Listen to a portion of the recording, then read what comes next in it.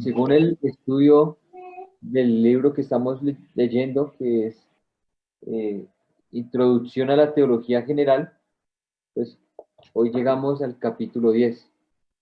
Ya nos quedan pocos capítulos, llegamos como a la parte de la mitad, al lugar donde el Señor también centra también su mirada y nos quiere, cuando empezamos a estudiar la palabra, llevarnos hacia este punto, y es con respecto a la cristología bíblica. Entonces, en la cristología bíblica, les voy a poner este mapita o esta gráfica que está en este libro, en el libro, pero en las copias, en el PDF no aparece. Entonces, pues quería mostrarles lo que el hermano Gino va a estar explicando con respecto a lo que hemos estado llevando en este tiempo. Comenzamos con la teología propia, y en la teología propia es la base de toda la teología, que es Dios mismo, y en la teología propia vamos a hablar acerca del mismo ser de Dios. Luego vimos en la divina teleología acerca del propósito de los pensamientos, de los designios del Señor hacia todas las cosas. Y de aquí vimos la cosmología.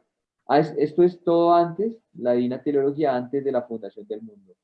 La cosmología, la cosmogonía y la cosmotelia ya habla acerca del origen del universo, de las cosas que Dios ha creado y que todo lo creó Dios de la nada. Veíamos una palabra que se llamaba ex nihilo. Dios creó todo de la nada. Y en esta parte de la creación, entonces Dios, antes de crear aún, supondríamos, y lo vemos por Job, antes de crear todas las cosas, también Dios creó a unos seres espirituales llamado en esta parte que es la angelología.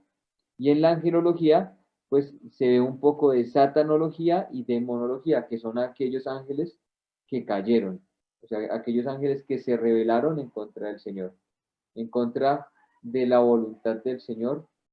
Ellos se rebelaron y dejaron de ser ángeles y ahora son enemigos de Dios, satanología y demonología. Y vimos también un poco acerca de la antropología. La antropología es acerca del hombre. Entonces vimos la parte de la constitución del hombre, estuvimos mirando que el hombre tiene espíritu, tiene alma, tiene cuerpo. Vimos que Dios le dio un propósito al hombre también. Y estuvimos mirando en la parte de la antropología también ese propósito, cómo lo iba a llevar a cabo. ¿Y cómo lo iba a llevar a cabo? Pues acerca de esa constitución que el Señor le había dado, por medio del espíritu, del alma y del cuerpo. Y por último estuvimos mirando la martiología, que trata acerca del pecado. Entonces en la martiología estuvimos pues recordando también que el origen del pecado no fue por causa del hombre, sino el origen del pecado viene de Satanás, ¿sí? El origen del pecado. Pero el hombre fue también tentado y decidió voluntariamente estar en contra del Señor. Y vimos más adelante las consecuencias de la martiología del pecado, la separación con Dios, la misma tierra también siendo maldita por causa del pecado del hombre. Y vimos también el fin de aquellos que están en el pecado. Y el fin del pecado es la muerte. La muerte, la segunda muerte, el lago de fuego. Entonces vimos un poco esta parte de amartiología. Y esta es lo que vamos a estar mirando. Nuevamente, así como la teología propia, va esto en descenso, y aquí hay una flecha que va nuevamente hacia arriba. Entonces, este es el pequeño gráfico que les quería mostrar para comenzar la lectura, porque en la lectura el hermano Gino va a estar explicando un poquito este gráfico. Entonces, hermanos, ya un momento les voy a compartir la pantalla. Entonces, si tienen sus libros,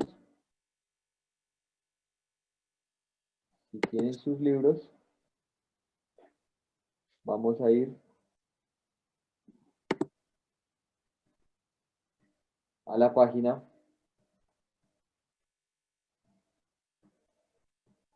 155.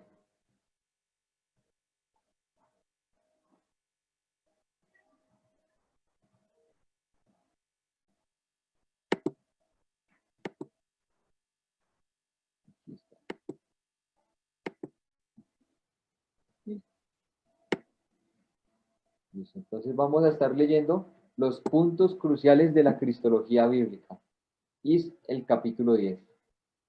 La torre que desciende y asciende.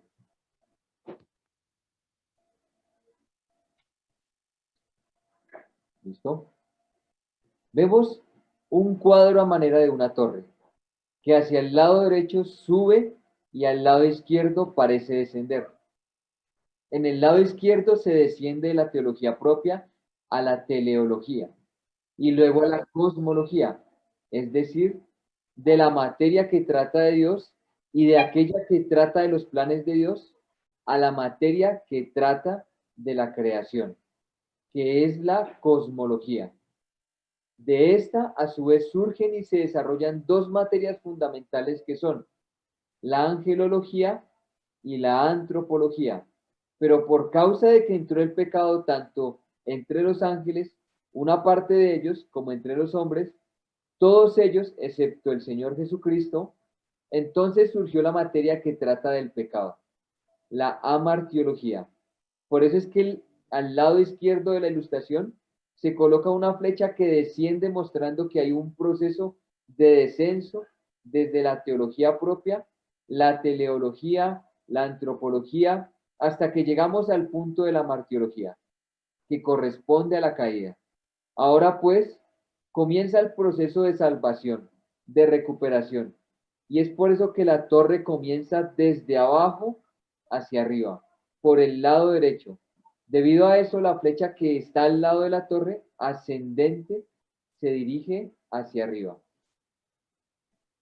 Tenemos el fundamento de nuevo, la teología, porque Dios es el fundamento de todo. Así como que, así como de Dios proviene la creación e incluso el permiso al pecado, asimismo de Dios proviene la salvación, los medios y todo lo relativo para ella.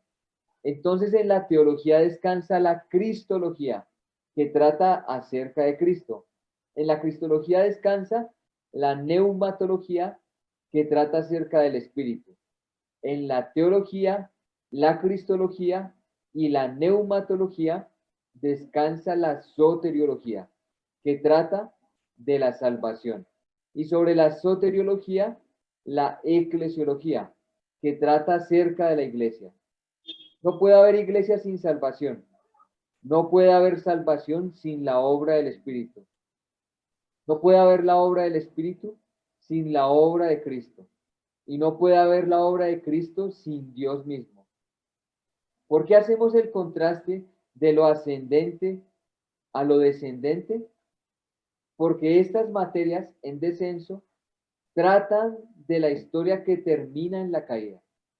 Pero las cosas no terminan en forma final allí, donde parte de los ángeles y el hombre resultan en la condición caída. Tanto los ángeles que no tienen redención, los caídos, como el hombre. Porque el hombre caído sí tiene redención en Cristo. Y esto es importante porque a veces dicen los hermanos, ¿será que los ángeles se pueden salvar? Aquí vemos, y hay versículos como en Hebreos, donde nos muestra que los ángeles no tienen redención. En cambio, el hombre, el plan del Señor, el hombre caído sí tiene redención en Cristo. Entonces vamos a ubicar una materia que no está ni abajo ni arriba, sino que aparece a lo largo como transversal. Una parte abajo de la columna descendente y otra parte arriba de la columna ascendente, porque la escatología trata de la consumación de las últimas cosas. Y hay cosas que se consumarán abajo en el lago de fuego y hay otras cuya consumación ocurrirá arriba en la Nueva Jerusalén. Estas materias son los puntos cruciales y las hemos llamado así porque en el presente curso de Teología General, donde apenas se tocan los principales capítulos, se ve el panorama, se perfilan los puntos cruciales sin entrar a fondo en ellos. Entonces, igualmente, como todas las materias que hemos estado mirando, todos los puntos fundamentales, todos los puntos cruciales, aquí vemos igual.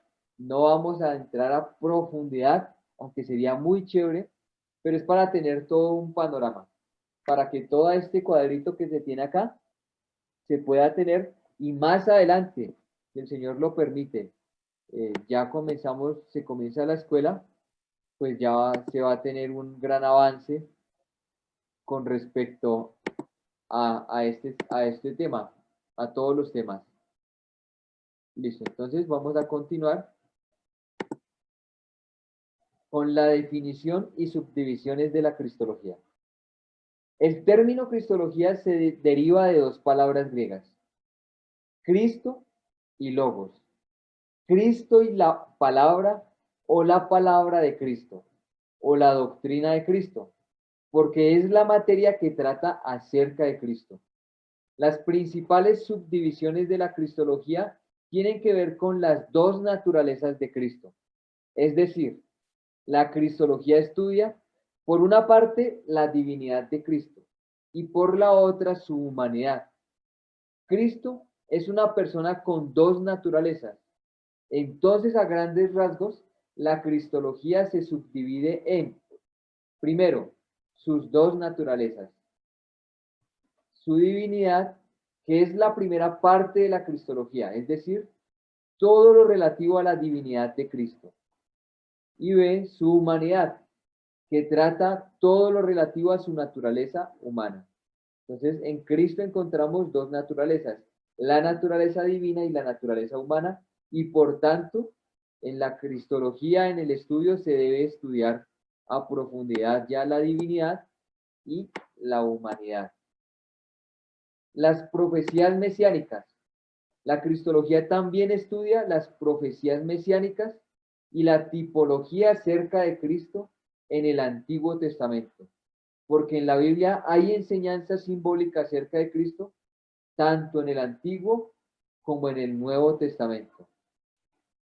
Tercero, el desarrollo histórico de la verdad acerca de Cristo y de su lucha con la mentira en la historia de la Iglesia. La ortodoxia cristológica, que es la línea correcta del desarrollo acerca de Cristo y la historia de la Iglesia. La heterodoxia cristológica, que es la que enseña las herejías cristológicas, no para que las repitamos, sino para que las conozcamos y las refutemos. A lo largo de la historia han surgido herejías acerca de Cristo, es decir, doctrinas diferentes o equivocadas. Las anteriores constituyen las grandes subdivisiones macro de la cristología. Encontrándonos un poco más a fondo en el estudio, tenemos que en lo referente a las dos naturalezas de Cristo, lo que trata sobre su divinidad y su humanidad, se subdivide en la divinidad de Cristo. Entonces, los puntos más importantes que se van a encontrar, hay un hermano que tiene otro punto que son las ocupaciones de Cristo, en donde va a mostrar también qué está haciendo el mismo Señor en estos momentos. Dice que Él es el sumo sacerdote que está intercediendo por todos nosotros. Es otro punto importante, viendo desde la eternidad hasta la eternidad acerca de Cristo. Entonces, en la subdivisión, cuando se habla de las dos naturalezas, la primer parte que se necesita en el estudio de cristología es la divinidad. Y como hablamos de la divinidad, ya vimos un poquito acerca cuando vimos acerca de la Trinidad, acerca del Padre, del Hijo y del Espíritu Santo. Entonces, aquí en la divinidad de Cristo se profundiza completamente. Entonces vamos a ver un poquito la divinidad de Cristo. La divinidad de Cristo se ocupa del ser, la esencia y la naturaleza divina de Cristo. No sé si se acuerdan de estas palabras, ser, esencia y naturaleza. No sé si se acuerdan, pero pues aquí vamos nuevamente en el estudio de la cristología, se ve un poco más acerca de estas palabras.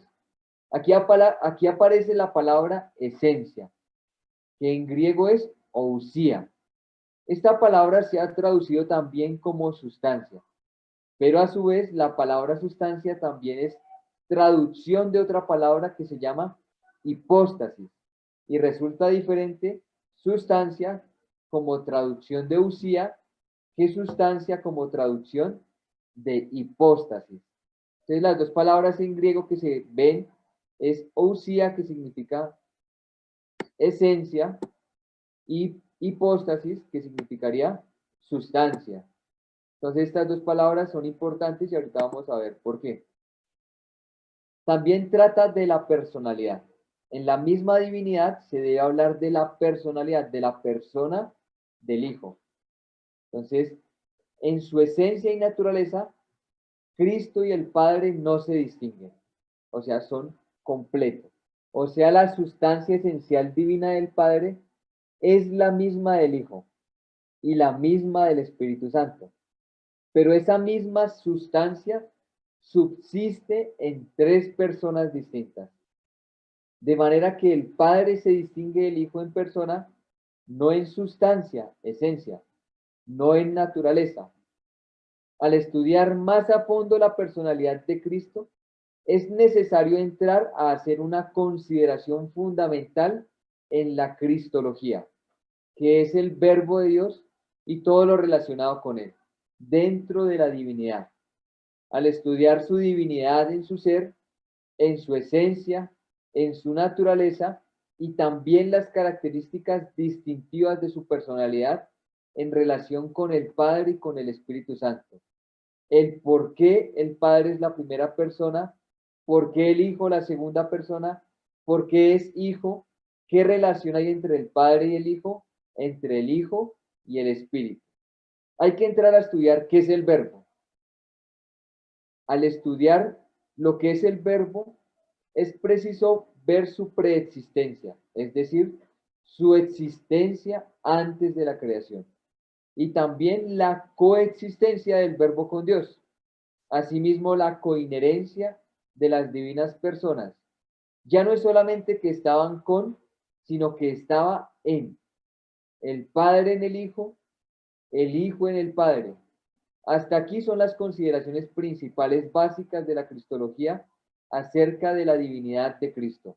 Entonces, hasta aquí hemos visto como un índice, lo que realmente uno podría ver en la cristología. Podría entonces empezar a ver la divinidad, la esencia y la naturaleza, que son la misma en Dios, la personalidad de Jesucristo, veríamos la preexistencia, la coexistencia, la coinherencia o la inmanencia que le llaman algunos hermanos de la segunda persona de la Trinidad. Ya vimos un poquito acerca de esto y tal vez si algunos términos son parecidos de lo que se ve, pero es necesario entonces en la cristología ver la naturaleza del verbo que es Dios, la naturaleza de Jesucristo que es Dios. Esa es su naturaleza y esencia. Y es una persona diferente del Padre y del Espíritu Santo. El Hijo es diferente, no es el Padre, el Hijo tampoco es el Espíritu Santo. Entonces es necesario ver acerca de esta parte de la divinidad. Qué sabio es el Espíritu Santo al hablarnos en el primer capítulo del Evangelio de Juan de la preexistencia y la coexistencia del Verbo. La preexistencia nos dice que Él era antes de todas las cosas. Eso lo dice también el capítulo 8 de Proverbios. También leemos en la palabra que sin Él nada de lo que ha sido hecho fue hecho. Es decir, que Él estaba antes de todo. Y Él es el vehículo por medio del cual el Padre ha creado todas las cosas. Es el creador de todo juntamente con el Padre. Él es el principio de la creación, no en el sentido de que Él empezó, sino que a través de Él se dio comienzo a todo. La coexistencia significa que el Padre estaba con el Hijo y el Hijo con el Padre antes de la fundación del mundo. Entonces, esta es la parte de la coexistencia. Proverbios 8:30. Con Él estaba yo ordenándolo todo, y era su delicia de día en día, teniendo solaz delante de Él en todo tiempo. Proverbios 8:30. Era con coexistencia del verbo con Dios. Y Él era Dios. Se trata de la divinidad del verbo. Él era Dios, pero Él también era con Dios. Si solamente decimos la mitad de la verdad, podríamos desviarnos para uno u otro lado. Si decimos que el verbo es Dios, declaramos una verdad. Estamos hablando de su esencia, de su naturaleza, de la sustancia divina de su persona, que es la misma del Padre. Pero cuando hablamos de que el verbo que era Dios era también con Dios, estamos mostrando la distinción de las personas en la Trinidad, no de esencia. La esencia es una sola, es la divinidad, pero la esencia divina subsiste en la persona del Padre, en la persona del Hijo y en la persona del Espíritu Santo. Por lo tanto, son tres personas distintas que coexisten en el mismo Dios, que tienen la misma esencia pero distinta persona.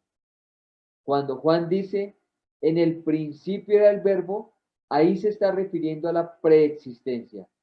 Y cuando dice, y el verbo era con Dios, se refiere a la coexistencia, la cual muestra la distinción de personas. Si el verbo era Dios, en esencia, sí, el verbo era Dios en esencia, pero también era con Dios, es decir, tenía una persona distinta al Padre delante de sí, al Hijo. Debido a eso el Padre dice al Hijo, mi Hijo eres tú, yo te he engendrado hoy, y yo soy en el Padre y el Padre en mí. Y en eso vemos la distinción de personalidad, no de esencia.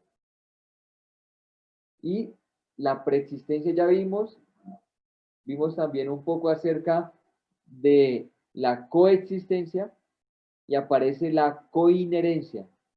La coinherencia significa que el Padre está en el Hijo y el Hijo está en el Padre. Como tú, oh Padre, en mí y yo en ti. No solo con, sino uno en el otro. ¿Cuál es el error del arrianismo? El arrianismo son los testigos de Jehová, que niega la divinidad del Verbo. ¿Cuál es el error del unicismo, del sabelianismo? Que niega la distinción de personas en Dios. Por eso San Juan decapita las dos herejías principales de la cristología al decir, el Verbo era Dios. Desquita de una vez la herejía de los testigos de Jehová, del arrianismo.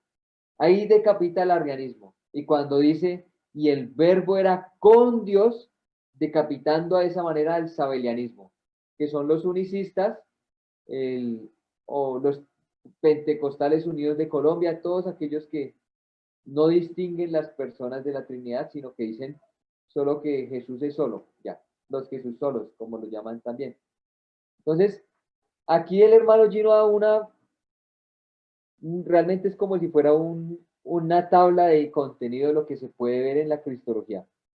Entonces, en la cristología, en la naturaleza de la divinidad, se van a ver la preexistencia, la coexistencia, la coinherencia, se va a ver la personalidad del Hijo, se va a ver las manifestaciones de su divinidad, como el Señor mismo lo mostró acá también.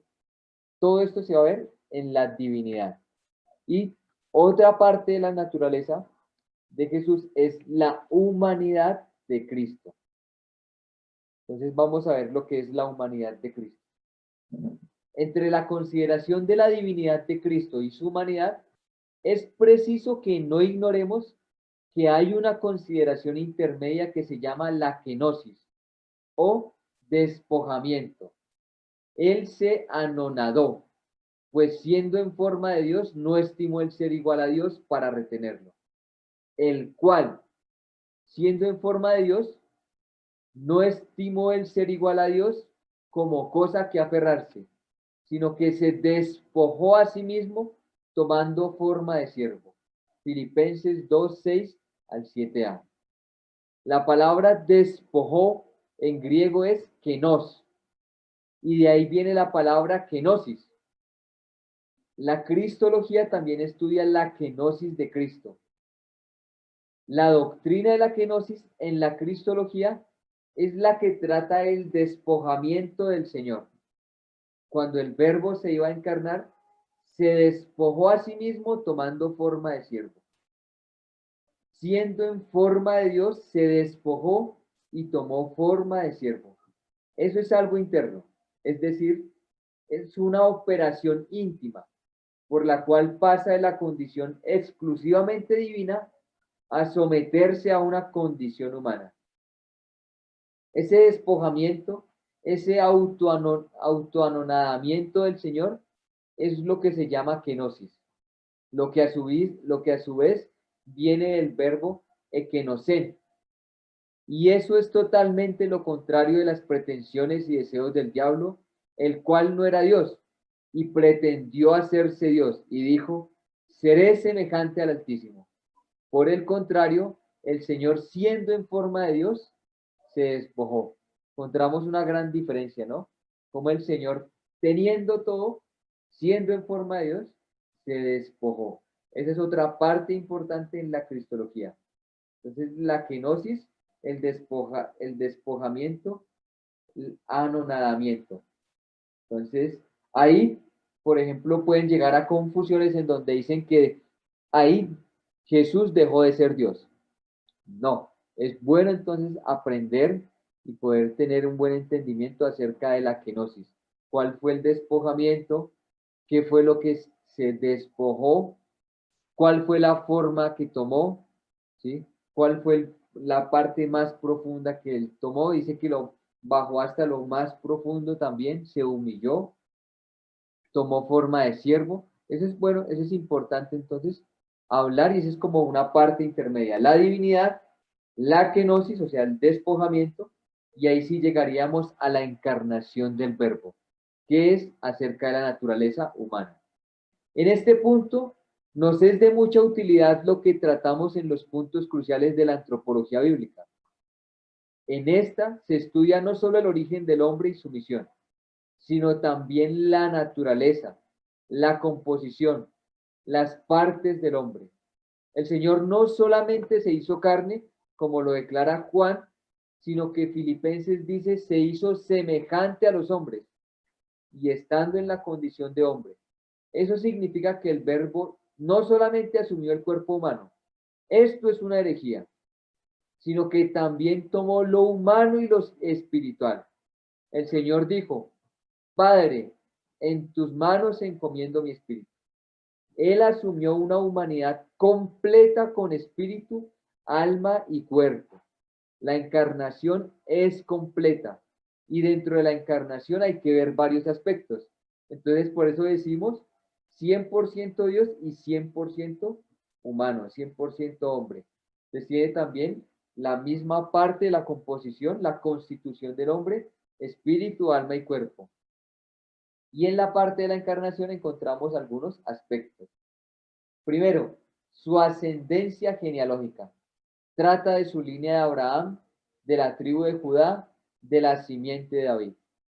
Lo encontramos en que ese es el Evangelio, dice el Evangelio de Dios, del cual fue manifestado en carne y nos muestra que es de la descendencia, toda la parte genealógica de la tribu de Judá, de la simiente de David. También en la encarnación, la concepción, o sea, la verdadera Inmaculada Concepción. Entonces, aquí no es la de María, sino la de Cristo en el vientre de la Virgen María.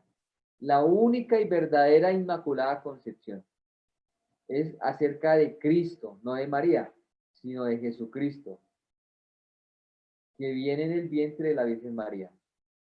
Luego aparece otra parte de la encarnación, el nacimiento, su nacimiento en Belén de Judá.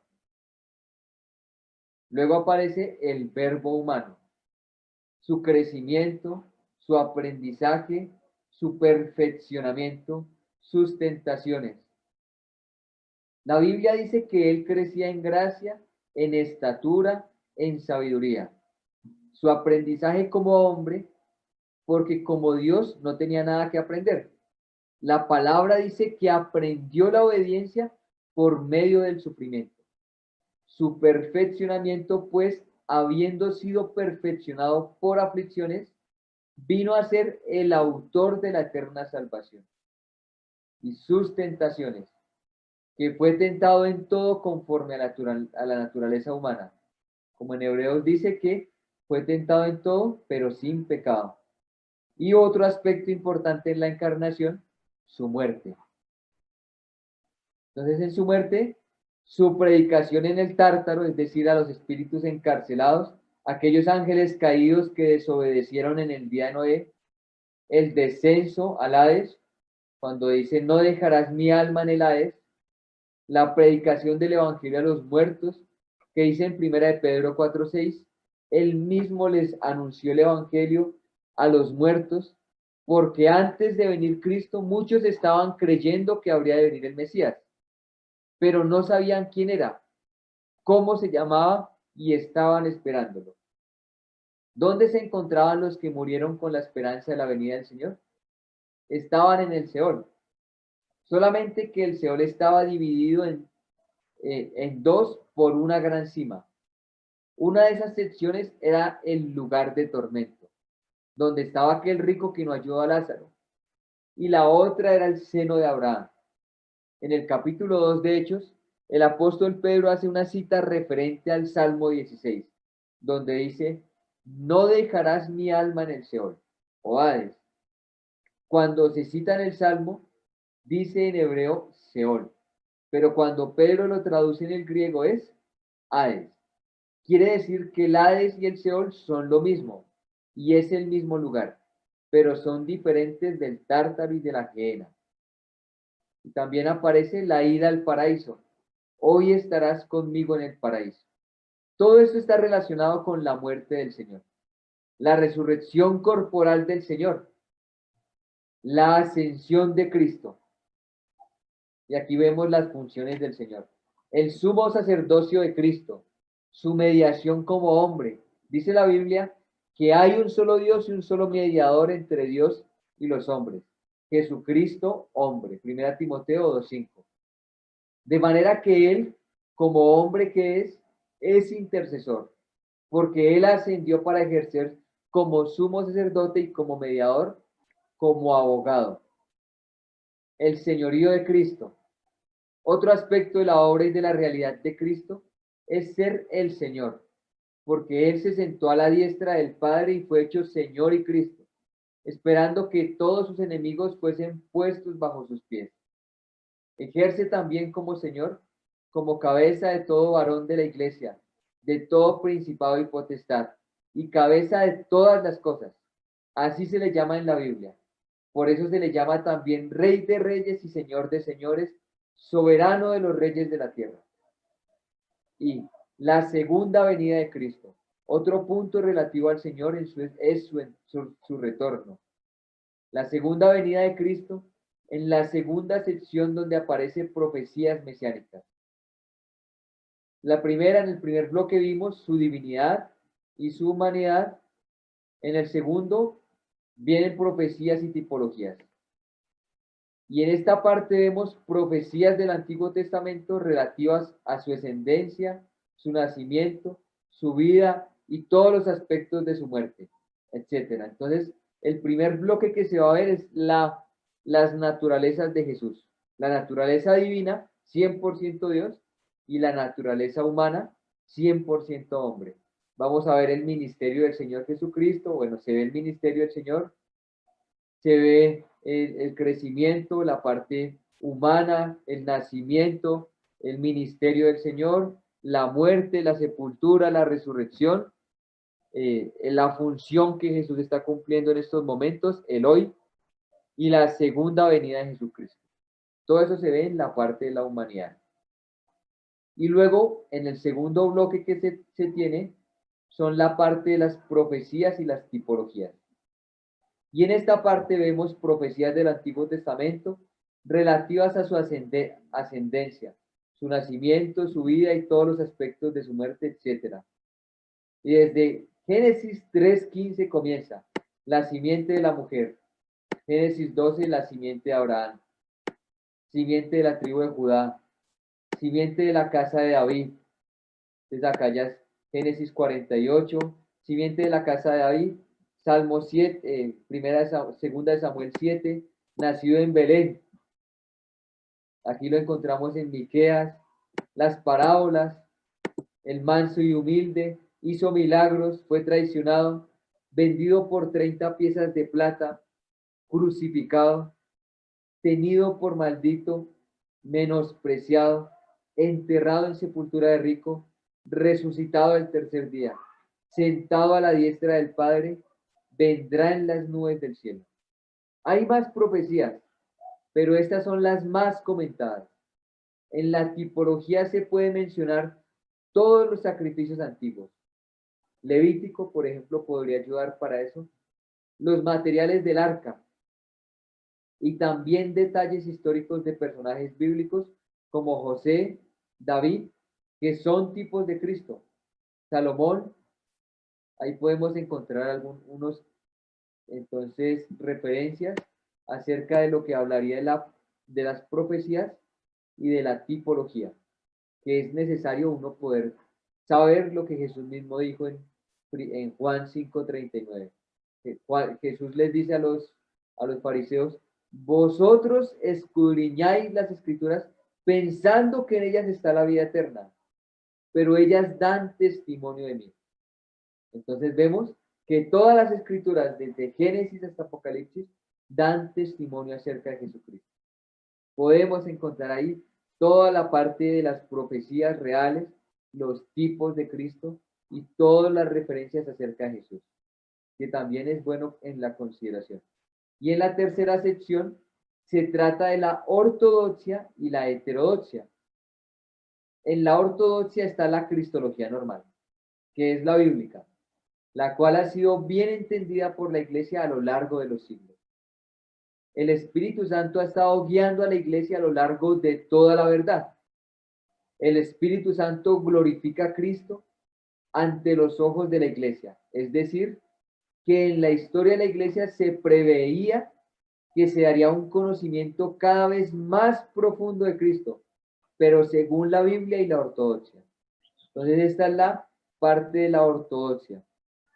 Pero aparece otra que es la heterodoxia, que son las herejías cristológicas. Y las principales herejías cristológicas que debemos considerar son el evionismo, el docetismo, gnosticismo, arrianismo, sabelianismo, adopcionismo. Y son parientes del sabelianismo las herejías cristológicas que relacionamos a continuación. El monarquismo, modalismo, patripacionismo, subordinacionismo, apolinarismo, nestorianismo, monofisismo, monotelismo, racionalismo, espiritismo, liberacionismo, etc. Todas estas son las herejías que se han encontrado durante todo este tiempo y como el mismo Señor, utilizando hermanos, han estado en contra de aquellas herejías y las han tenido que contender ardientemente por la fe. Entonces, estas son herejías que han salido durante un largo tiempo. Algunas solamente les cambiaron el nombre. Al gnosticismo le cambiaron, le pusieron nueva era.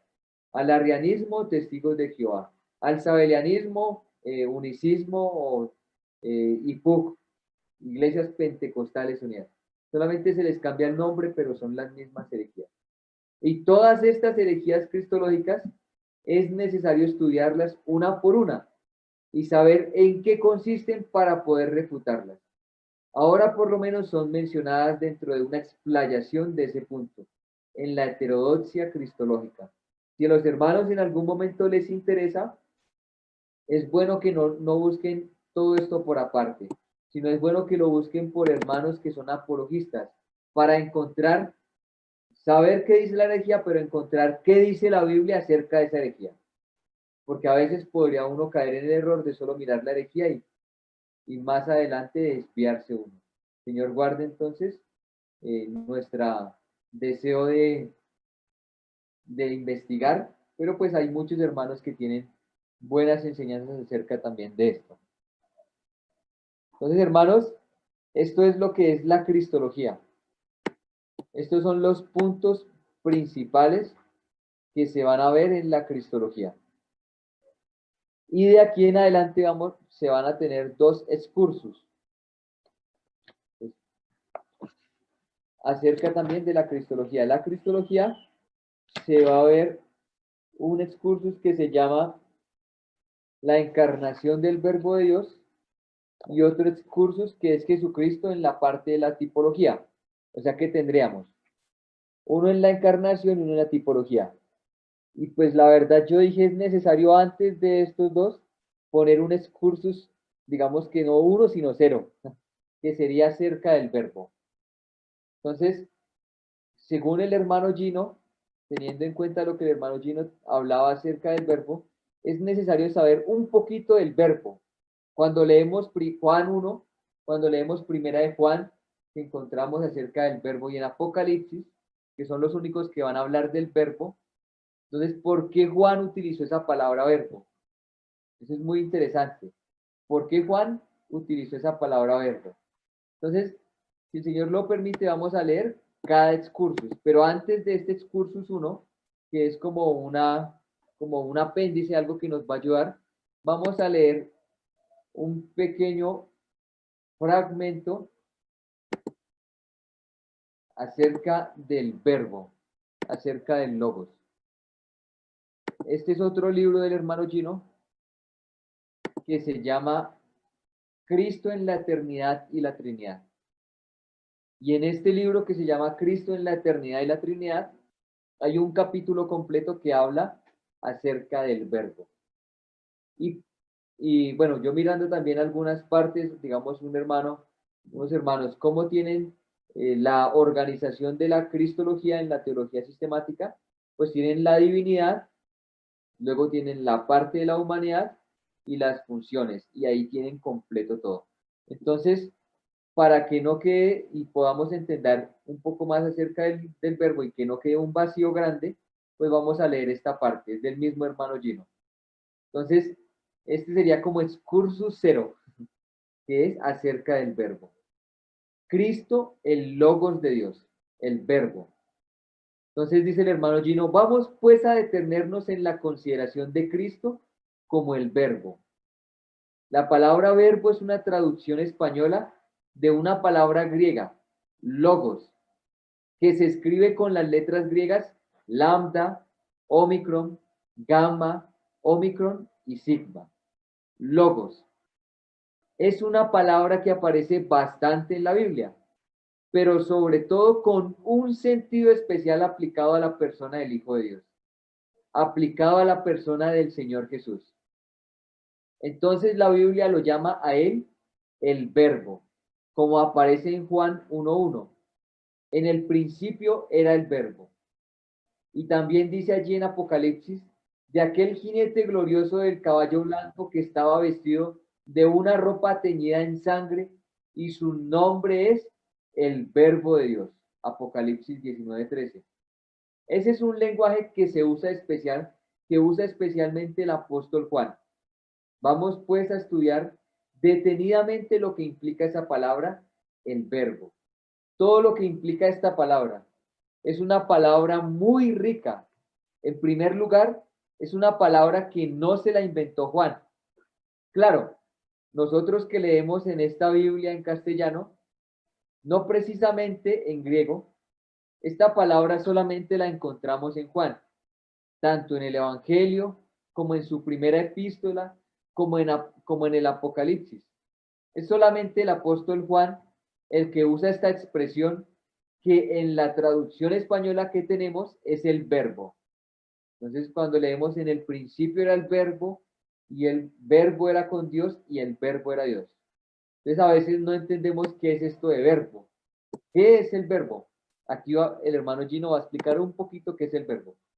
Uno podría sentirse tentado a pensar que fue Juan quien se inventó esa expresión, pero realmente no es así. La expresión ya existía en la cultura en la que el Espíritu Santo hizo que el apóstol Juan la tomara. Eso significa que el Espíritu Santo ya preveía, porque aunque Juan escribió de último, ya la palabra que fue inspirada por Dios mismo era conocida por Dios desde la eternidad. Lo que en el tiempo llegó a ser la escritura, era conocida desde la eternidad en el corazón de Dios Y ya Dios había preparado el entendimiento de lo que él hablaría en el tiempo y en el sentido de las palabras cuando fueran registradas en el tiempo apostólico o profético, según la época de la parte de la Biblia que sea.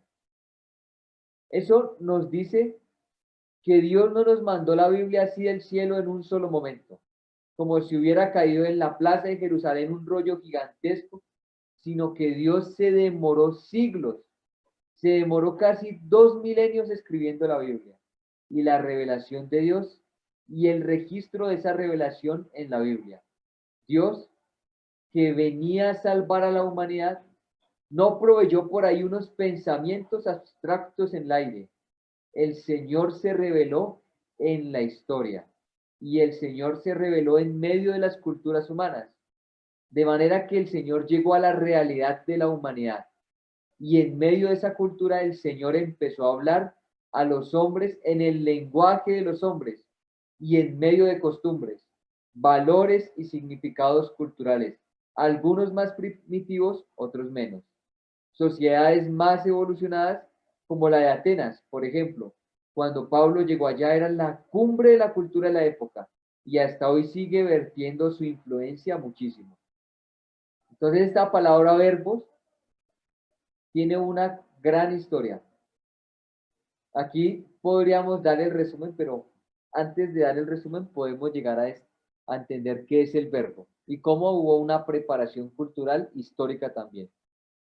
Tenemos pues que tener en cuenta que los conceptos que aparecen en la Biblia fueron elaborados por el Espíritu de Dios juntamente con los siervos que Él escogió en el antiguo y largo proceso histórico, y que el sentido final de esas palabras fue el trabajo de Dios.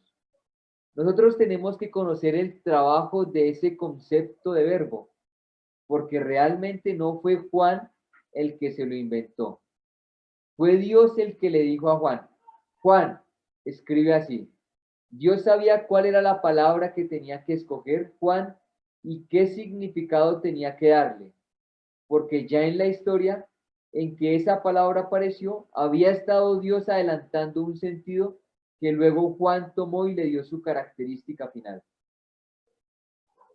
Por la época cuando los filósofos comenzaron en Éfeso, los jonios y la escuela de Lea, la filosofía griega, comenzaron los filósofos a salir, digamos, de la escuela de un pensamiento más anterior, que era un pensamiento mitológico, de la época de Hesiodo, de Homero, que era lo que más prevalecía en la mitología.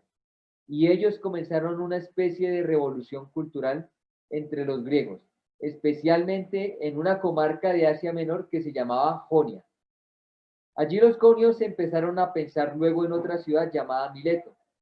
Tales de Mileto comenzó a tratar de entender qué era el ser, cómo estaba formado el universo, y empezaron a tratar de dar respuestas que no fueron como habían dicho las musas, como había dicho Hesiodo. Ellos empezaron a filosofar y aparecieron Tales de Mileto. Entonces, hermano Gino, lo que se habla de Hesiodo es el que escribió la cosmogonía o el origen de los dioses y el universo según Hesiodo.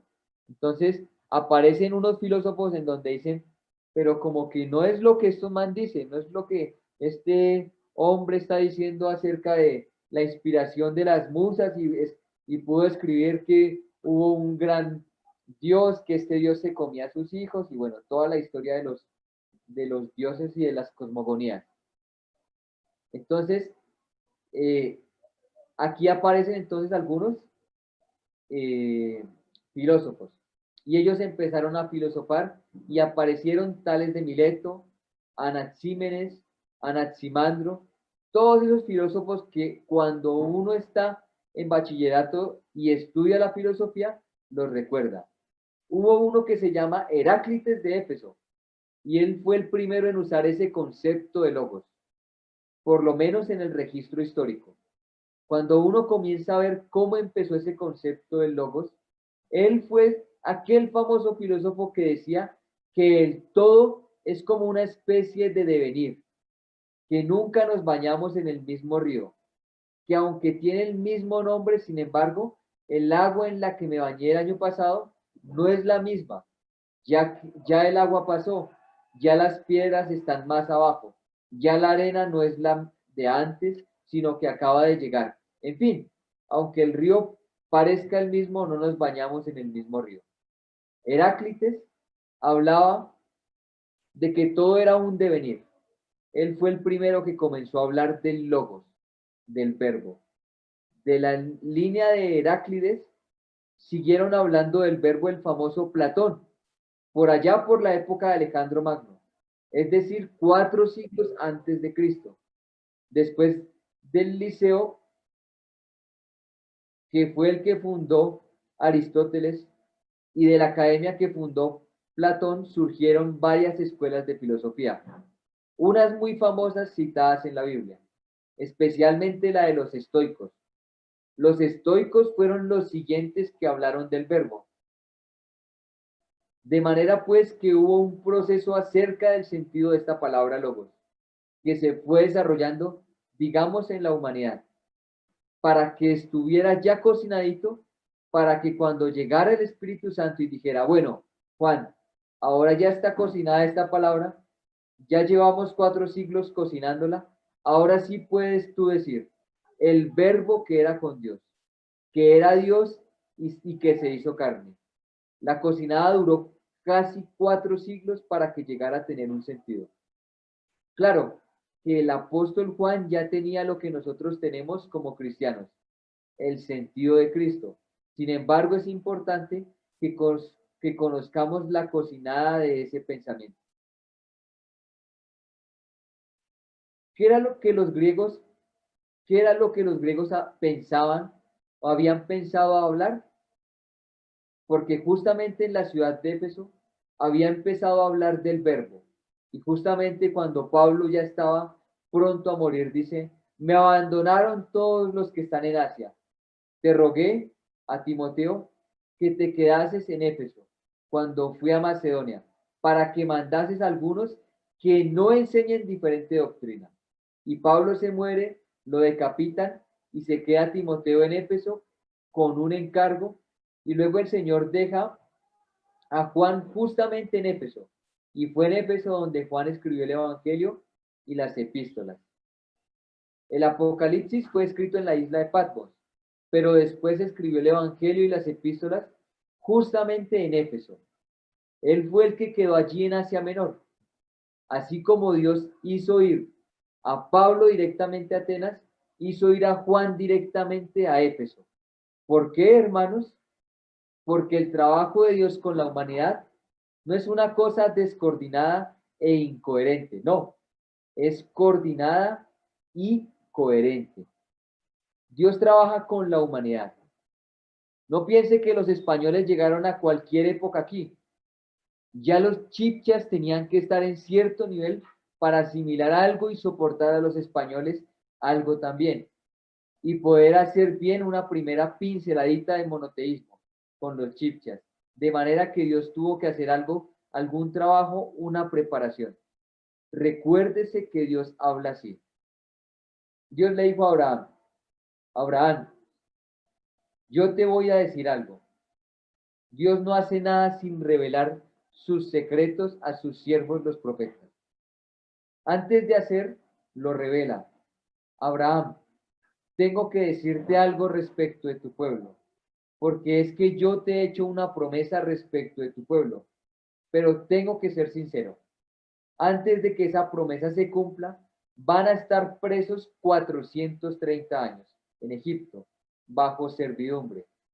Dios es muy sincero porque imagínese, si Dios no se lo dice, entonces iban a pensar que esa promesa era mentira, porque no es una generación la que vive 430 años después del diluvio. Dios tuvo que preparar las cosas, pero le dijo una razón, y la razón fue esta, porque aún no... Espera un momentico, que esto se movió muy rápido.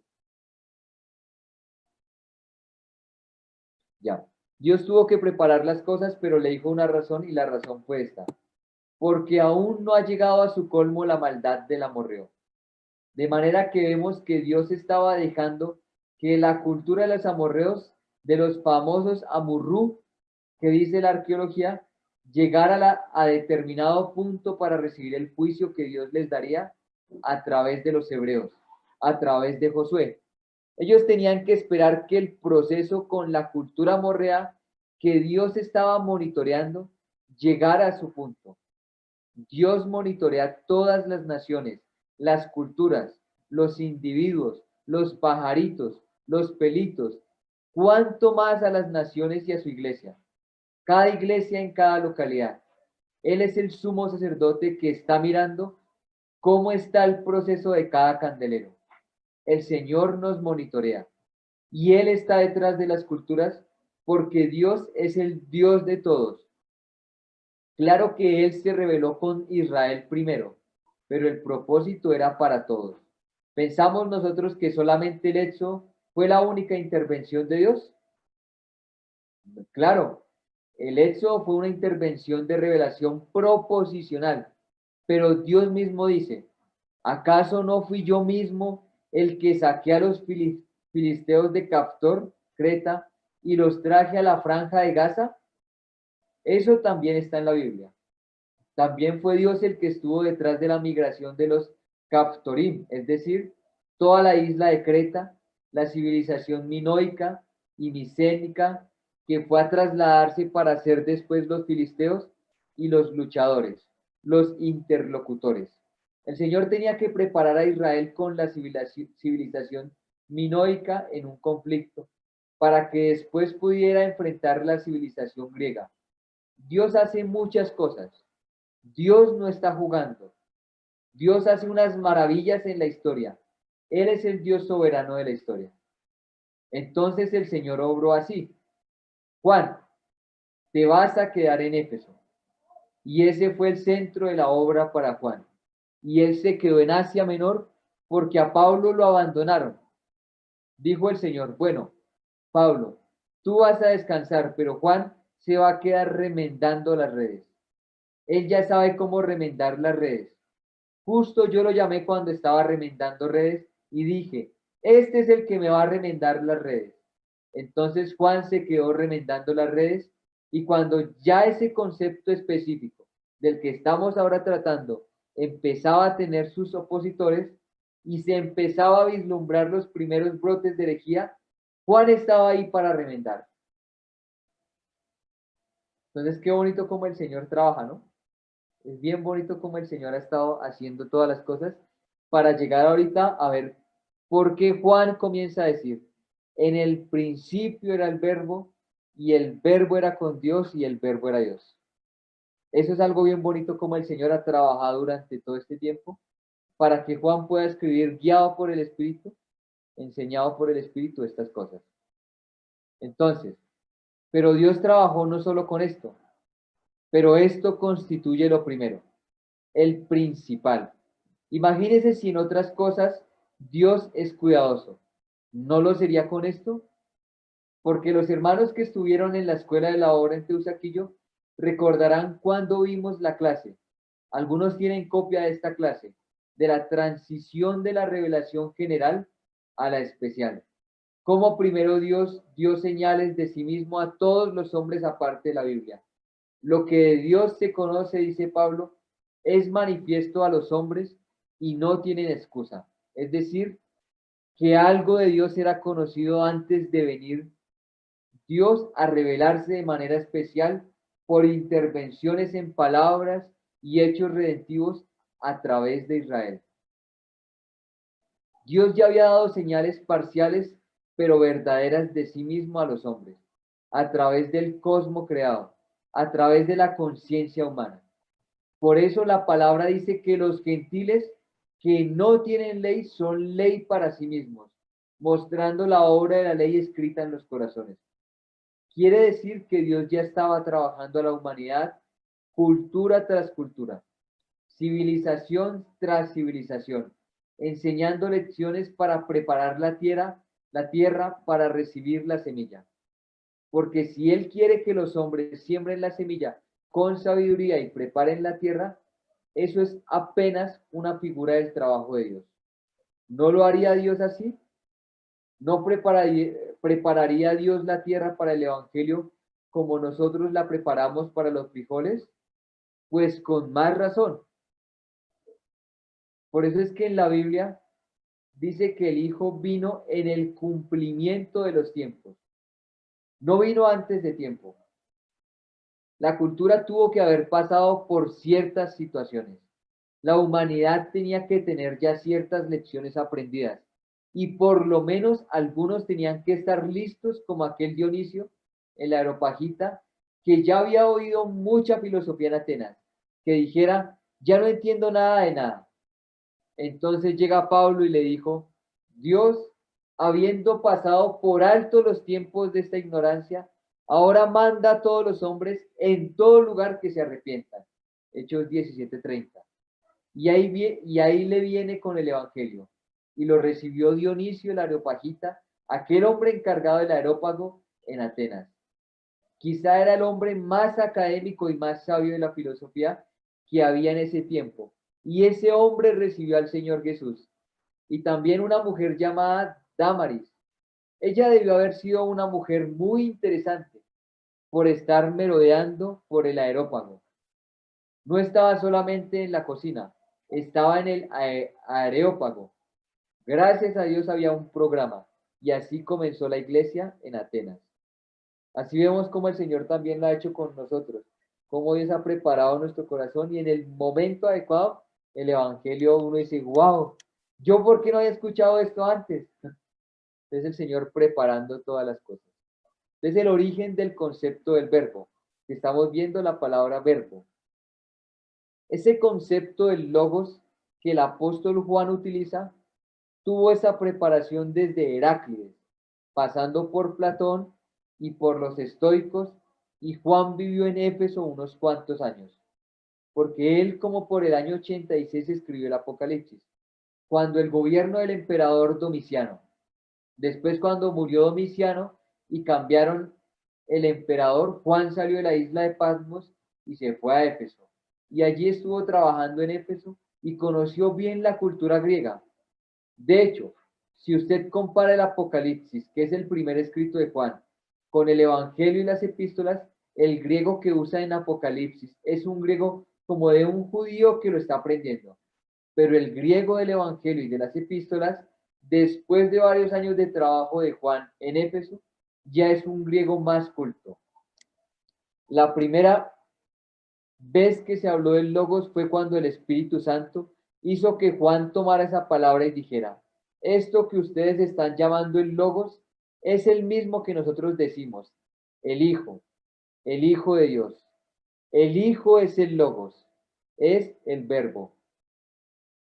Entonces debemos entender el sentido de esa palabra y la formación de ese sentido, que ya llegó a ser definitivo con el apóstol Juan, ya que la fe fue dada una vez, ya se cocinó, ya no hay que cocinarla más, ya no está crudo, ya está cocinado, de manera que si se cocina más, se quema. Si hubiese venido antes de tiempo, estaría todavía crudo, pero llegó en el cumplimiento del tiempo. Entonces llegó el apóstol Juan y por el Espíritu tomó esa palabra y esa palabra tenía un sentido entre los griegos, a quienes les gustaba la sabiduría, porque lo que ellos buscaban era la sabiduría. Justamente allá fue donde surgió la filosofía, que quiere decir amigo de la sabiduría, de filos, amigo, amor y sofía, que quiere decir sabiduría.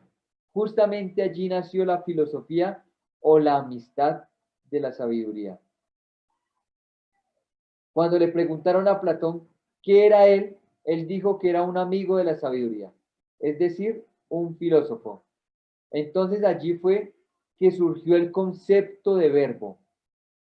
Cuando los griegos empezaban a ver el orden del universo, veían que el universo estaba muy ordenado, que había como una razón subyacente detrás del universo, que era él que le daba el orden a todo el universo, que el universo no era una cosa desordenada, sino que tenía que haber una mente primeramente.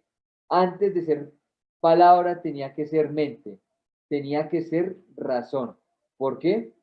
Porque la palabra expresa la idea. Eso es el verbo. Expresa la idea.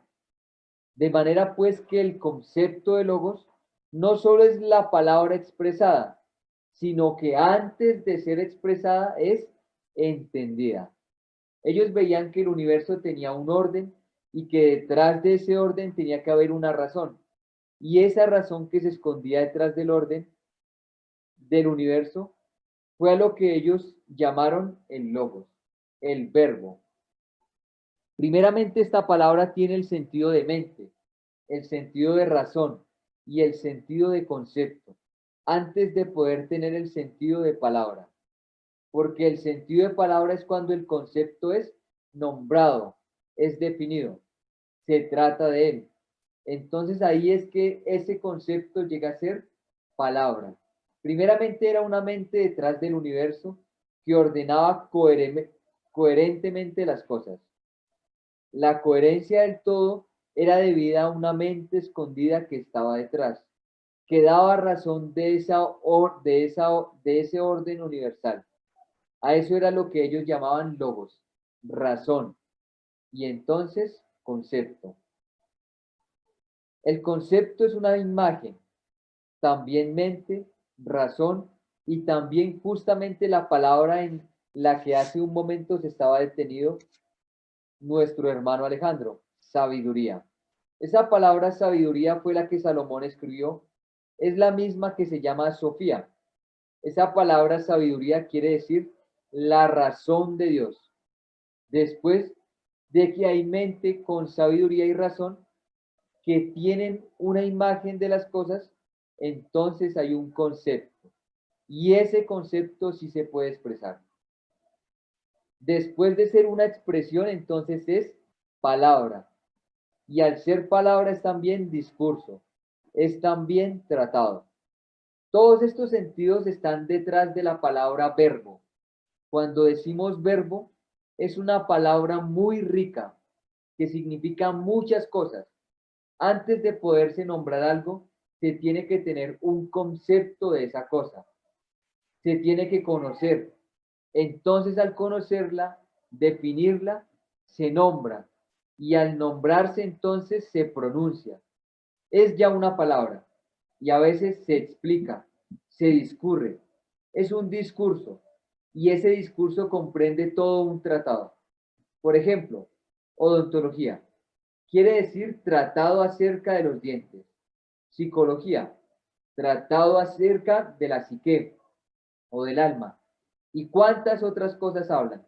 Cronología, tratado acerca del cronos, del tiempo.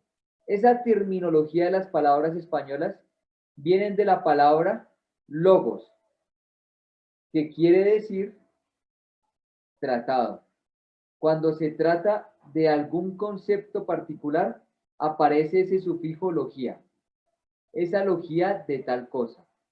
Si es odontología, psicología, cronología o cualquier otra logía, es el discurso o el tratado que discurre acerca de eso. La primera raíz, sí, es el tiempo, es cronos y tenemos cronología. Si se trata del tiempo que ha pasado, las crónicas, entonces es cronología. Todas estas palabras están detrás de la palabra logos.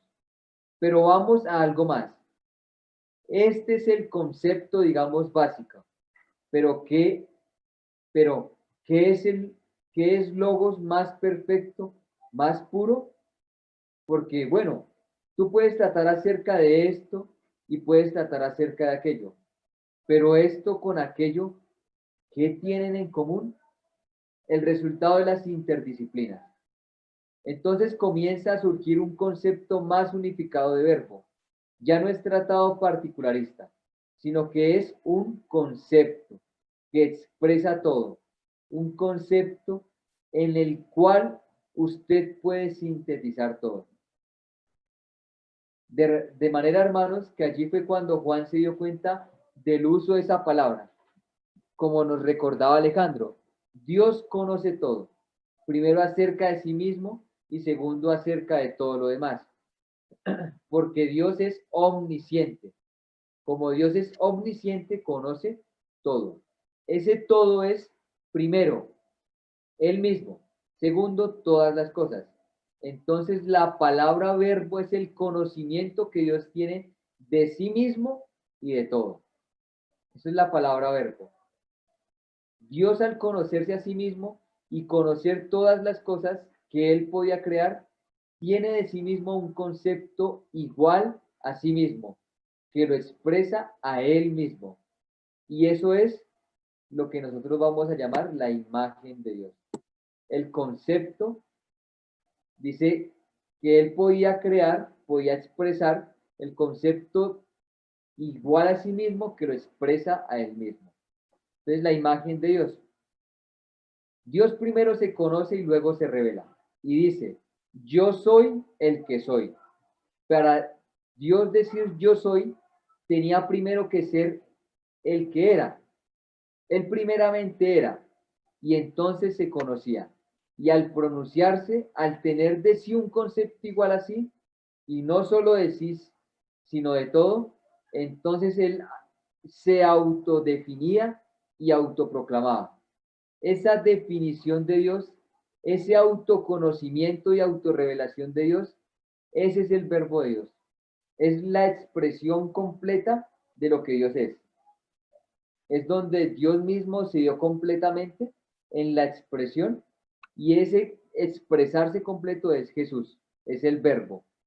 Es algo que uno va a empezar a ver. Por eso era bueno definir un poco, el hermano Gino lo explica más fácil que otros hermanos. Imagínense. Entonces, él se autodefinía y se autoproclamaba. Esa definición de Dios, ese autoconocimiento y autorrevelación de Dios, ese es el verbo de Dios.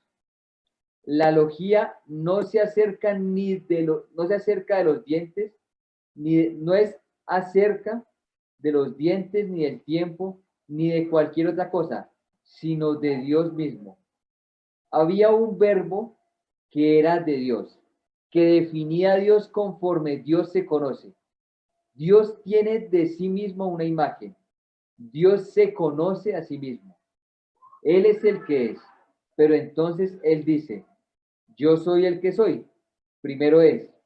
Entonces, ese que es, ese origen de todo y que tiene ser en sí mismo, ese es el Padre.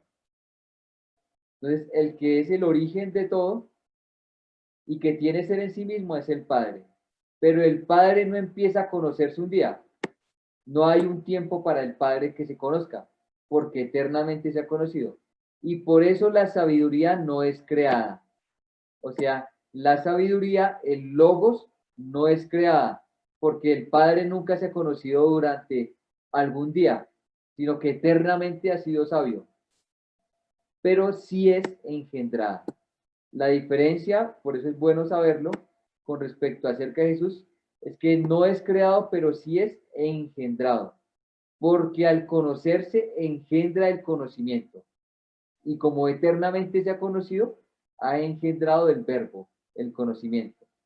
Al saber, engendra la sabiduría, pero como él no empieza a conocerse ni a saber, sino que siempre ha conocido y sabido, entonces su verbo, su sabiduría es engendrada, pero no creada, es eterna, porque Dios se conoce él mismo. Dios tiene de sí una imagen que es exacta. Nosotros, en cambio, no. Por ejemplo, yo digo, bueno, Gino, Gino, esa es una imagen equivocada. A veces me deprimo, a veces me exalto. Nosotros no nos conocemos a nosotros mismos, pero esa enfermedad no le sucede a Dios. Dios sí se conoce a sí mismo tal como Él es. De manera que cuando Él se define según se conoce, su verbo es igual a sí. Ahora cuando Ricardo piensa en Ricardo, existe el Ricardo que piensa en sí y el Ricardo pensando por Ricardo. El hermano Gino fue un ejemplo de Ricardo. Y en cualquiera de nosotros la misma cosa. Puede haber diferencia, pero no en Dios. En Dios no hay diferencia. Cuando Dios se conoce a sí mismo, Y ese cuando es solo un recurso literario, ese cuando realmente es una palabra temporal y en el caso de Dios no se puede usar porque Dios es eterno, entonces en el caso de Dios, Dios que es eterno, siempre se ha conocido a sí mismo, de manera que la imagen de sí que le acompaña, su verbo y su sabiduría es coexistente con él desde la eternidad y participa de la misma esencia porque es engendrada de la esencia. Es la esencia divina que se autoconoce. Y ese autoconocimiento de la esencia divina es también divino, que nadie le ayuda ni agrega nada a Dios. Realmente es como si el Padre completamente hubiera expresado todo. Todo lo que se conocía, la misma expresión se hubiera dado. Y ese es el verbo, eternamente ha sido, porque el Padre siempre se ha conocido eternamente. Entonces ahí aparece lo que se llama engendramiento, lo que es el verbo. Y eso el hermano Gino lo está explicando. Hay partes que son un poco complejas, pero intentando mostrar que el verbo, esa palabra verbo es la expresión completa del Padre, del autoconocimiento del Padre eternamente. Todo completamente. Dios es el que se conoce. Entonces Dios tiene de sí una imagen que es igual a sí. No es menor, no es mayor. Dios no se equivoca. Dios dice, yo soy el que soy. Cuando dice yo soy, ya es proferido. Cuando dice yo soy el que soy, ya es proferido. Es decir, ya se ha conocido y se ha autodefinido y se ha revelado. Se ha expresado. De manera que ese que dice yo soy el que soy es el verbo. Por eso es el que se le llamó el ángel de Jehová, Dios de Abraham, de Isaac y de Jacob. Fue el que dijo, yo soy el que soy. Yo soy y me envió a vosotros.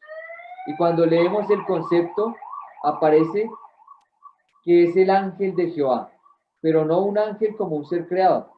Ya habíamos visto en otros lugares que la palabra ángel en la Biblia no es el nombre de una naturaleza, sino de un oficio. La palabra griega ángelos o hebrea malach, de donde viene Malaquías o ángel, significa mensajero. Entonces, el Hijo es el mensajero del Padre. Cuando Dios en el Antiguo Testamento se revela parcialmente en una teofanía, entonces era el ángel de Jehová. Pero cuando el ángel de Jehová hablaba, lo hacía como si fuera Dios. Y es que es Dios, pero en cuanto verbo, en cuanto revelación de Dios. ¿Está claro eso? Ahí es cuando uno empieza a identificar cómo el Señor venía preparando y cocinando la palabrita que Juan tenía que usar. Esto es lo que me voy a valer para poderles explicar a los gentiles, comenzando desde Éfeso. ¿Quién es la sabiduría de Dios? El Cristo de Dios. De manera, pues, que no solo acerca de sí mismo, sino acerca de todo lo demás. Dios no solo se conoce a sí mismo, Dios conoce los posibles mundos que él podía crear. Dios nunca añade nada nuevo a su conocimiento. Él es omnisciente, es decir, sapiente. Dios se conoce totalmente a sí mismo. Dios no tiene acerca de sí mismo ninguna nube, ninguna imagen de algo que no conozca. No hay oscuridad en él. Él está en luz. Él conoce todas las cosas y todas las cosas están desnudas delante de él. Él está en la luz, bueno, él nos conoce y luego nos crea y nos crea en él. Y en él somos y en él nos movemos. Pero nosotros no somos él, porque una cosa es el que se conozca a sí mismo, su ser, en sí mismo, de sí mismo, para sí mismo, eterno, necesario para todos los demás. Y otra cosa es que conozca la posibilidad de crear y las posibilidades que había de criaturas, y luego las criaturas que hubo. Entonces él ya conoce todo, el funcionamiento de todo. No hay nada que se le escape a su conocimiento. Dios es omnisciente. El verbo de Dios entonces coexiste con Dios, es decir, el Hijo con el Padre, por eso se le llama Hijo unigénito, o sea, engendrado del Padre. ¿Me comprenden ahora los hermanos por qué decimos engendrado y no creado? Porque el creado es ya algo que sale de parte de él, como lo decía acá. Una cosa es que se conozca y la otra es la parte de crear. Una es conocerse a sí mismo y la otra es conocer la posibilidad de crear. Entonces, el verbo, el Hijo de Dios, no fue creado, sino que fue engendrado, que fue un conocimiento, un autoconocimiento de sí mismo, que es una expresión de él mismo. Entonces, no hubo ninguna creación. Y hay algo que un hermano llamado Francisco La Cueva hablaba en esta parte de engendrado. Decía, el Padre eternamente ha sido Padre, porque eternamente ha tenido un Hijo. Entonces, no puede decirse que el Padre fue en algún momento Padre. ¿Sí me hago entender lo que quiero decir? O sea, como que el Padre en algún momento del tiempo se convirtió en Padre porque tuvo un Hijo. No, sino que en la eternidad, el Padre que se conoce y que conoce todas las cosas y que es omnisciente, que nunca ha dejado de conocer ni que va a aprender algo nuevo, sino que siempre ha conocido todo, en esa expresión completa que es el Hijo. Ese es el engendrar. Entonces, el Padre siempre ha sido eternamente Padre y el Hijo que ha sido engendrado, que ha sido la expresión del Padre completa, siempre y eternamente ha sido Hijo. Entonces, por eso es lo que significaría engendrado. ¿Me comprende ahora los hermanos por qué decimos engendrado y no creado? Porque los hermanos en el pasado decían, porque también nosotros decíamos, ¿qué es eso de engendrado y no creado? ¿Acaso engendrado no es lo mismo que creado? No, en las criaturas más o menos lo es, pero no en el caso de la sabiduría de Dios. Como Dios nunca empezó a saber, sino que siempre supo acerca de sí y con perfección, entonces la imagen de sí que él tenía es igual a sí. Él puede decirle, tú eres como yo. Puede decirle, yo te he engendrado hoy, mi hijo eres tú. Tu trono, oh Dios, le dice Dios al Hijo. El Padre le dice Dios al Hijo. ¿Por qué? Porque si la imagen que Dios tiene de sí no fuera de Dios, con Dios entonces sería inferior a Dios. Dios no se conocería a sí mismo como Él es. No tendría de sí una imagen exacta y por eso la palabra imagen en el idioma griego quiere decir carácter. Y la palabra carácter es la que se usa, por ejemplo, cuando una máquina de escribir tiene varias letras, pero aparece que están al revés. Y no es que están al revés, sino al frente. Por eso dice, con él estaba yo delante de él. Entonces, esa es la parte que se ve en lo que es el verbo. Yo creo que por toda la información que el hermano Gino tiene, sería bueno dejar hasta acá. Y lo que el hermano Gino quería hablar era esa palabra verbo, para definir todo en un resumen. El verbo es el Hijo de Dios, el Hijo de Dios, Jesucristo, que ya conocemos quién es la revelación completa del Padre, que vino en el cumplimiento de los tiempos, en el momento adecuado, y expresó todo lo que es del Padre, como lo dice en Juan 1:18. A nadie ha visto jamás a Dios.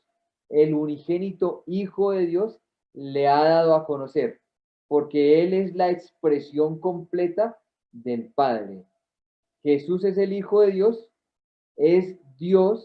es coexistente, ha estado con el Padre para siempre, en la eternidad, o sea, ha estado con el Padre, con el Espíritu, y el Hijo es preexistente. Antes de todas las cosas siempre ha estado. Es eterno. Entonces, eso es lo que uno empieza a ver. La parte de la hipóstasis, bueno, es súper importante, pero pues sería bueno dejarlo ahí, es para poder tener un poquito eh, más adelante acerca de lo que es el Hijo, que va a ser bien importante, teniendo uno más en cuenta quién es el Hijo engendrado, eh, es la exégesis del Padre, el Hijo es Dios mismo. Y ya entendiendo un poquito acerca de la divinidad del Hijo, que es la naturaleza divina, se puede hablar de la naturaleza humana. Y antes de esas dos partecitas se podría hablar del despojamiento, de lo que estuvo enseñando Alberto Rabinovich, del cual no estimó ser igual a Dios, sino que se despojó a sí mismo. Hubo un anonadamiento. No dejó de ser Dios, nunca ha dejado de ser Dios. Vemos que aún en el mismo Juan dice que el Hijo está con el Padre. O sea, podemos ver en el Hijo que es omnipresente, que está en todas partes al mismo tiempo. Pero pues más adelante continuamos con la lectura de hoy noche, si el Señor lo permite, y con los excursos, que sería bueno, Mauji nos los dejó como unos apéndices para hablar acerca de la encarnación y acerca de las tipologías que se encuentran acerca del Hijo. Entonces, pues son como temas que no van a ser tan profundos, pero que son así generales para entenderse. Entonces, no sé si quedaron con muchas dudas. Fue muy difícil lo que el hermano Gino explicó. Fue un poco más fácil. Se entiende. Necesitamos volverlo a repasar. No importa porque es necesario tener en cuenta acerca de lo que la Biblia dice de Dios para que cuando lleguen las herejías más adelante, pues ya se combaten. Porque llegaron muchísimas. Unas van a decir, de todas las herejías hay una que es el sabelianismo, que habla acerca de que el Padre y el Hijo son uno. O sea, que no existen dos personas, tres personas, sino que solo hay un Dios. El arrianismo que dice que el Padre creó al Hijo. O sea, hay un subordinacionismo. Entonces el Padre es mayor que el Hijo y el Hijo es y así como una escalerita. Tampoco es, sino entender completamente lo que la palabra dice, que el Padre, el Verbo estaba con Dios. O sea, estaban frente a frente. Estaban ahí, como más adelante va a hablar del carácter de esa máquina de escribir que cuando está aquí la tecla y se oprime, entonces queda frente a frente y aparece el carácter. Si yo oprimo la ñ en una máquina de escribir y cuando haga acá en la hoja va a aparecer una ñ, que es el carácter. No va a aparecer algo diferente, sino lo que se aparece ahí es el carácter. Lo mismo en un computador ahora, pero en la máquina de escribir pues se ve cómo choca y le da con la tinta a la tecla ñ. Eso es lo que el hermano Gino quiere hablar de esa imagen, la imagen del Dios invisible. Entonces es bien bonito poder entenderlo y considerarlo más adelante también acerca de quién es Jesús, la divinidad de Jesús. Yo tengo más adelante, voy a hacer un pequeño resumen para entregarlo, como un pequeño bosquejo que tiene un hermano para que sea más sencillo. Pero esto es necesario, es necesario estudiarlo, es necesario leerlo, es necesario meditarlo, es necesario volver a, si quieren leerlo, está en el Cristo en la eternidad y la Trinidad.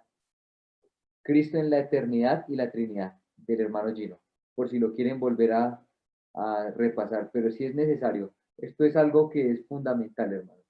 Saber acerca de que el Hijo es Dios y que es con el Padre, que no hay ninguna subordinación, que no hay algo que sea mayor o menor, que no es que es la primer creación, como lo dicen los testigos de Jehová, nada de eso, nada de